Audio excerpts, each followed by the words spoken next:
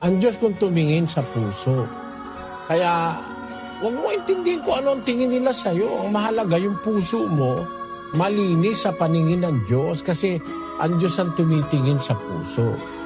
Huwag kayong mainis o masiraan ng loob kung kayo tinitingnan ng masamang tingin, ano? Merong mga tao masama kung tumingin sa kapwa.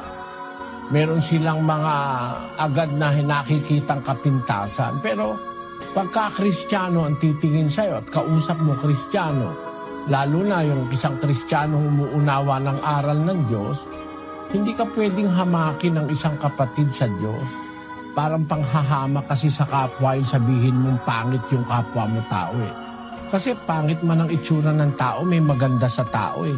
Kasi ang tao nila lang sa wangis ng Diyos. Hindi natin dapat hamakin ang tao sa kanyang itsura. Pangunahin na, tinitignan ng Diyos sa tao yung puso. Hindi mahalaga yung sinasabi ng tao. Ang mahalaga kung kilala ka ng Diyos at nakikilala mo siya, yung relasyon mo sa Diyos ang mahalaga ron.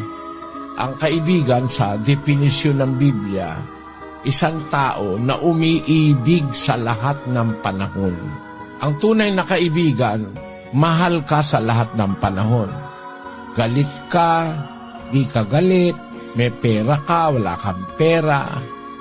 Ang kaibigan, umiibig sa lahat ng panahon. Yan ang kahulugan ng kaibigan. Paano ka maging kaibigan? Ay matuto kang umibig sa lahat ng panahon.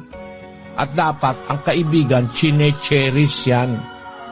Hindi parang pag wala ka ng pakikinabangin, kaya mo na siyang kaibigan. Sabi nga ng kawikaang English, make new friends but don't forget the old. For new friends are silver and the old ones are gold.